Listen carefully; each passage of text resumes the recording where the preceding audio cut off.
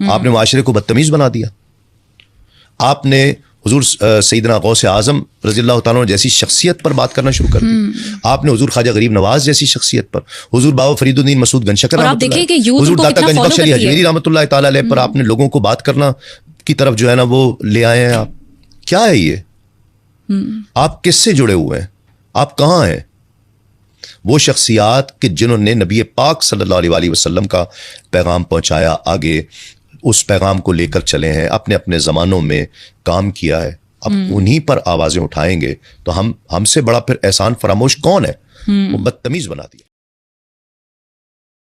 باقی وہ کہہ رہے تھے کہ پرانے بزرگوں کی خدمات ہیں, ان کا انکار نہ کریں. میں نے کب انکار کیا؟ مجھے ان کے عقیدوں سے اختلاف ہے. انکار تو آپ کو بھی ہے. ڈاکٹر ذاکر نائک نے ہزاروں ہندوؤں کو کلمہ پڑھایا. کیا آپ ڈاکٹر ذاکر نائک کے عقیدوں کو صحیح مانتے ہیں؟ یہ کہیں گے نہیں, وہ بریلوی ہیں. تو بھئی ہم بھی صوفیاء کے عقیدوں کو صحیح نہیں مانتے. اگر کلمہ پڑھانے سے صوفیاء جو ہیں وہ اللہ کے ولی ہیں, تو زندہ ولی دیکھنا ہے تو ڈاکٹر ذاکر نائک کو دیکھے. وہ تو غریب الوطنی کی زندگی گزار رہے ہیں حضرت ابراہیم علیہ السلام کی طرح, سنت ابراہیمی پہ عمل کر رہے ہیں. یہ وہ والی سنت ابراہیمی نہیں ہے جو ہمارے پولیٹیکل لیڈرز اور صحافی کرتے ہیں. یہ اوریجنل سنت ابراہیمی ہے دین کے لیے. لیکن یہ ولی نہیں مانیں گے. پھر آپ کو بتائیں گے بخاری مسلم میں حدیث ہے اللہ تعالیٰ فاسق سے بھی دین کا کام لے لیتا ہے. ہاں ہوں آئے ہو نا ڈاڑھ تھلے. ہم بھی آپ کے صوفیاء کو یہی سمجھتے ہیں جو آپ ڈاکٹر ذاکر نائک کو سمجھتے ہیں. لو سامو. پھر کہتے ہیں جی کامن ٹرم پہ. ہم ہی کامن ٹرم پہ ہیں. مجھے بتائیں اس پلیٹ فارم کے سوا کون سا پلیٹ فارم ہے جو کہتا ہے سب کو چندہ دو, سب کے پیچھے نمازیں پڑھو, اپنی مسجد الگ نہ بناؤ, اپنا مدرسہ الگ نہ بناؤ.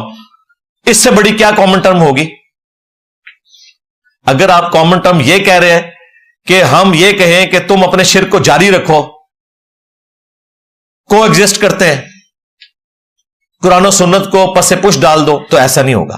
قرآن حکیم نے جس کامن ٹرم کی بات کی وہ یہی ہے, قل یا اہل الکتاب تعالوا الی کلمۃ سواء بیننا وبینکم الا نعبد الا اللہ. آؤ اہل کتاب, جیوز اور کرسچنز, ہم اکٹھے ہو جاتے ہیں کم از کم توحید کے اوپر. جو تم میں اور ہم میں کامن ہے کہ ہم کسی کو نہیں پوجیں گے سوائے اس اللہ کے, اور ہم آپس میں ایک دوسرے کو رب نہیں مان لیں گے اللہ کے سوا. اے نبی اگر یہ مان لیں پھر تو ٹھیک ہے, اگر یہ روگردانی کرے تو تم کہو کہ ہم تو مسلم ہیں, ہم تو سر تسلیم خام کرتے ہیں. تو کامن ٹرم پہ جو اکٹھا کرنا ہے, کامن ٹرم کوئی بابا نہیں ہوگا بھائی. کامن ٹرم وہ ہوگا جس کی قبر مدینے میں ہے صلی اللہ علیہ وآلہ وسلم, جو آج بھی زندہ ہیں اپنی قبر عطر کے اندر اور تعلیمات میں قبر سے باہر بھی قیامت تک کے لیے قرآن و سنت کی شکل میں. اب کیا ہم جیوز اور کرسچن سے یہ کہیں گے کہ ہم اس بات پہ اکٹھے ہو جاتے ہیں کہ ٹھیک ہے تم حضرت عیسیٰ کو اللہ کا بیٹا مانو, ہم بھی مان لیتے ہیں, آؤ اکٹھے بیٹھ کے. نہیں بھائی, توحید پہ اکٹھے ہوں گے. یہاں پر بھی کامن ٹرم یہ نہیں ہے کہ اپنا چھوڑو نہ کسی کا چھیڑو نہ, نہ اپنا پہلے چھوڑو, غلط نکلا ہے تو کسی کا بھی چھیڑ کے دیکھو, اگر ٹھیک نکلا ہے تو قبول کر لو. کامن ٹرم قرآن و سنت ہے. حجۃ الوداع کے موقع پر نبی الاسلام کے پاس وہ بابے تھے جو چھوڑے جا سکتے تھے, خلفائے راشدین, اہل البیت علیہم السلام, اوریجنل بابے, جعلی بابے نہیں. لیکن نبی الاسلام حجۃ الوداع کے موقع پر امت کو کیا کہہ رہے ہیں؟ صحیح مسلم اٹھا کے دیکھ لیں, میں اپنے بعد تم میں وہ چیز چھوڑ کر جا رہا ہوں کہ اگر مضبوطی سے پکڑ لو گے تو کبھی گمراہ نہیں ہوگے, وہ اللہ کی کتاب ہے. حاکم میں ایک روایت ہے کہ آپ نے ساتھ سنت کا بھی ذکر کیا. مسلم شریف میں صرف قرآن کا ذکر ہے حجۃ الوداع پہ. اگر سنت کا ذکر نہ بھی ہو کوئی فرق نہیں پڑتا, کیونکہ قرآن ہی نے ہمیں بتایا ہے من یطیع الرسول فقد اطاع اللہ, جس نے رسول اللہ کی اطاعت کی اس نے اللہ کی اطاعت کی. لہذا قرآن کے حکم کے تحت سنت کو ماننا بھی ضروری ہے. حاکم کی وہ روایت نہ بھی ہوتی, یہ مسلم کی حدیث بھی کافی تھی. پھر جو آپ کے آخری خطبات میں سے سب سے مشہور خطبہ جو حجۃ الوداع کے بعد دیا آپ نے, واپس مدینہ شریف آتے ہوئے اپنی وفات سے صرف 2 یا 2.5 مہینے پہلے, غدیر خم کا خطبہ جو اہل سنت اور اہل تشیع میں کامن ہے. زید ابن ارقم کہتے ہیں نبی الاسلام کی چند نصیحتیں مجھے یاد ہیں، ان میں سے ایک یہ ہے، کچھ تابعین زید ابن ارقم کو ملنے آتے ہیں، کہتے ہیں زید آپ نے تو اتنا وقت رسول اللہ کے ساتھ گزارا، کوئی خاص بات جو یاد ہو؟ انہوں نے کہا بہت سی باتیں یاد تھیں لیکن اب میں بوڑھا ہو چکا ہوں، ہاں اگر میں تمہیں کوئی ایسی بات نہ بتا سکوں جو میں بھلا چکا ہوں تو میری معذرت قبول کرنا، البتہ میں تمہیں ایک حدیث سناتا ہوں۔ اب حدیث انہوں نے اس لیے سنائی کہ بنو امیہ کا دور تھا۔ انہوں نے کہا کہ مجھے یاد ہے آپ علیہ السلام نے اپنی وفات سے 2.5 مہینے پہلے مکے سے مدینے آتے ہوئے خم نامی گاؤں میں پڑاؤ کیا پانی کے لیے، اونٹ کے پالان کا ممبر لگایا گیا،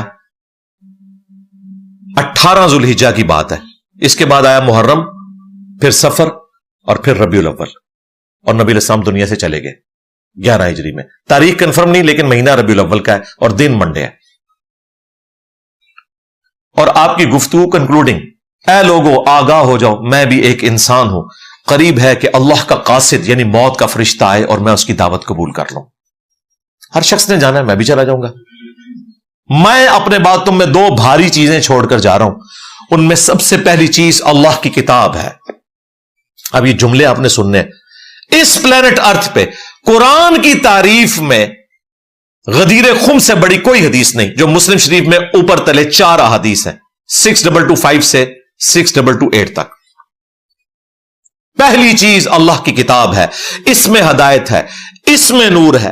اللہ کی کتاب اللہ کی رسی ہے، جو اسے پکڑے گا وہ ہدایت پر ہوگا اور جو چھوڑ دے گا وہ گمراہ ہو جائے گا۔ اللہ کی کتاب، اللہ کی رسی جو قرآن میں ہے، وَاعْتَصِمُوا بِحَبْلِ اللَّهِ جَمِيعًا وَلَا تَفَرَّقُوا، اللہ کی رسی کو مضبوطی سے پکڑ لو اور تفرقے میں مت پڑو۔ یہاں کہتے ہیں نہیں رسی میں اتنے بل ہوتے ہیں، ایک بابوں کا بل ہے، ایک علماء کا بل ہے، اور لے جاؤ اپنی رسی باندھ دیتی میں۔ اللہ کے نبی کہہ رہے ہیں قرآن اللہ کی رسی ہے، غدیر خم کی حدیث میں اللہ کی کتاب اللہ کی رسی ہے، جو اسے پکڑے گا وہ ہدایت پہ ہوگا، جو چھوڑ دے گا وہ گمراہ ہو جائے گا۔